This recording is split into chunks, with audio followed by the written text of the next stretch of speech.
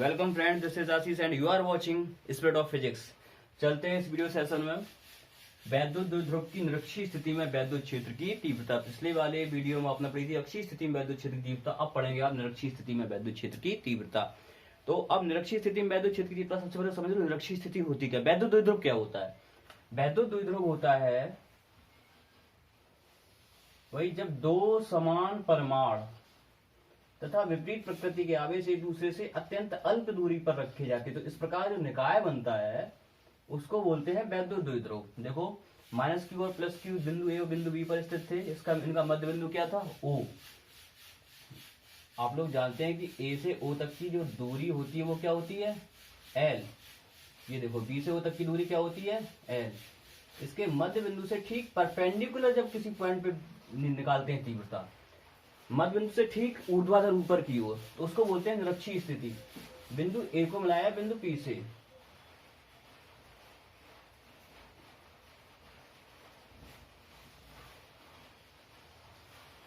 बिंदु बी को मिलाया बिंदु पी से। अब ये हमारा पॉइंट है पी, और जो बिंदु ओ से बिंदु पी की दूरी थी वो मान ली हमने आर। अब बिंदु पी पर हमें निकालनी है वैद्युत क्षेत्र की तीव्रता, तो ये हो जाएगी निरक्षीय स्थिति में वैद्युत क्षेत्र की तीव्रता। अब देखो यहाँ पे 90 डिग्री है, यहाँ पे भी कितना है? 90 डिग्री। समकोण त्रिभुज, समकोण त्रिभुज, समकोण त्रिभुज में कर्ण वर्ग बराबर क्या होता है? लंब वर्ग धन आधार वर्ग। तो देखो AP स्क्वायर इक्वल्स क्या हो जाएगा? BP square equals R square plus L square. कर्ण वर्ग बराबर लंब वर्ग धन आधार वर्ग। ठीक है, दोनों समकोण त्रिभुजों में यही होगा, देख लेना, है ना। अब फिर से जो हमारे पास बेसिक फॉर्मूला है वो है बिंदु आवेश के कारण। तो सबसे पहले माइनस क्यू के लिए निकालना है, फिर प्लस क्यू के लिए निकालना है, फिर इनकी परिणामी तीव्रता के बारे में सोचेंगे। तो माइनस क्यू आवेश के कारण तीव्रता कितनी होगी? माइनस क्यू आवेश के कारण तीव्रता, देखो माइनस क्यू आवेश के कारण तीव्रता E1 मान रहे हैं। E1 इक्वल्स क्या होगा? 1/4 pi epsilon not Q upon AP square, Q upon AP square. तो E1 इक्वल्स क्या हो जाएगा? 1/4 pi epsilon not Q upon R square plus L square. ये तो निकल के आ गया E1। अब प्लस क्यू आवेश के कारण कितनी होगी? प्लस क्यू आवेश के कारण तीव्रता, प्लस क्यू आवेश के कारण तीव्रता, देखो E2 equals 1/4 pi epsilon not Q upon BP square. क्या हो जाएगा? Q upon BP square. तो E2 equals 1/4 pi epsilon not Q upon BP क्या हो जाएगा? R square plus L square. समझ गए ना? इधर देखना, जब तीव्रता निकालते थे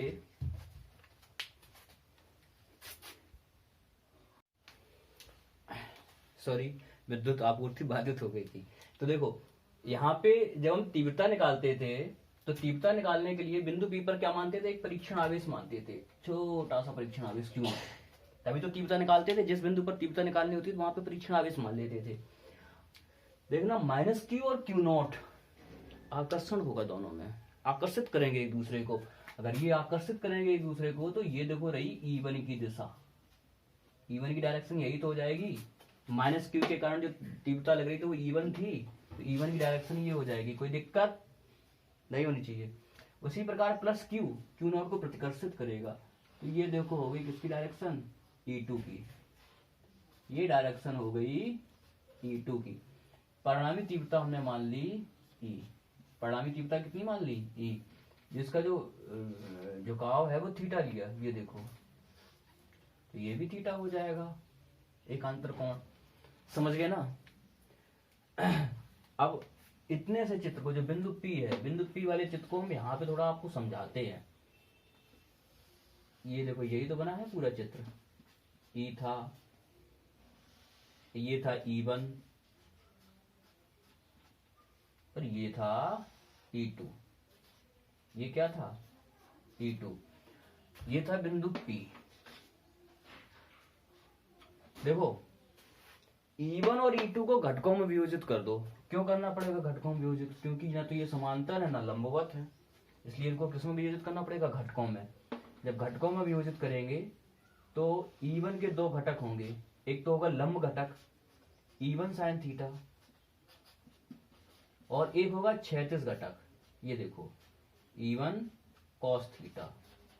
ऐसे E2 को घटकों में वियोजित करेंगे, इसके भी दो घटक होंगे, लंब घटक और क्षैतिज घटक। जो लंब घटक होगा उसका नाम होगा E2 sin थीटा, और जो क्षैतिज घटक होगा वो होगा E2 cos थीटा।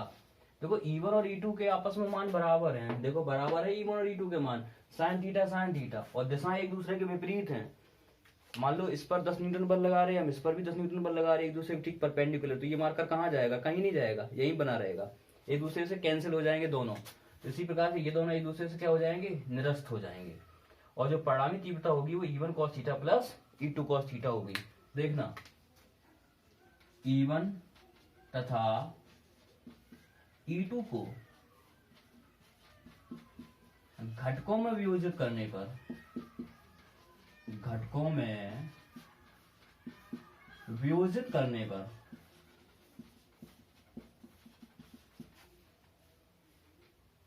इनके लंब घटक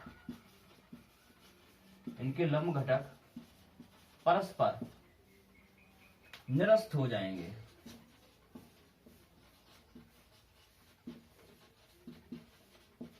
परस्पर क्या हो जाएंगे? निरस्त हो जाएंगे। तो देखो परिणामी तीव्रता फिर क्या निकलेगी? क्षैतिज घटक सपोर्ट करेंगे इनको, जो परिणामी तीव्रता होगी E, वो होगी E1 cos theta plus E2 cos theta. E1 cos theta plus E2 cos theta, E equals cos theta common ले लो तो क्या बचेगा? E1 प्लस E2, और बाहर cos theta. E equals E1 की वैल्यू है 1/4 pi epsilon not Q upon R square plus L square. E2 की value भी यही है 1/4 pi epsilon not Q upon R square plus L square. cos theta equals क्या होता है? cos theta होता है आधार बटे कर्ण। तो दोनों देख लो, अगर इसमें भी cos थीटा लें और इसमें भी cos थीटा लें तो दोनों में आएगा आधार बटे कर्ण। आधार कितना है दोनों में? L, और कर्ण दोनों में कितना है?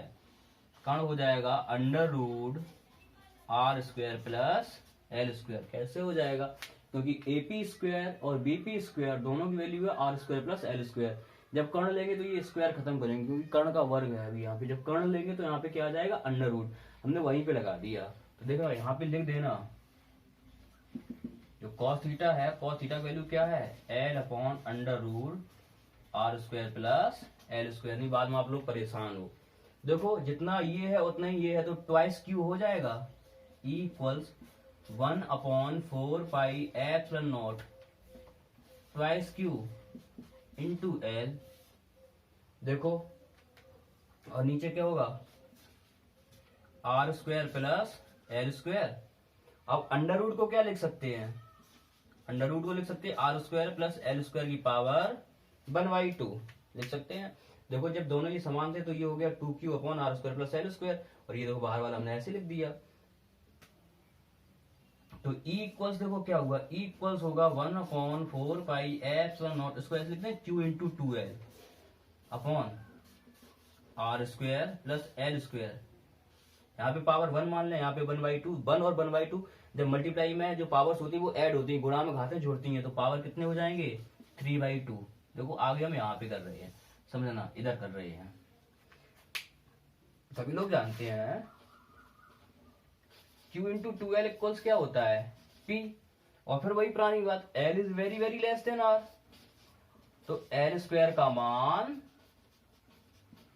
नगण्य लेने पर, L स्क्वायर का मान कैसा लेंगे? नगण्य, अनकाउंटेबल, मतलब काउंट ही नहीं किया जा सकता है।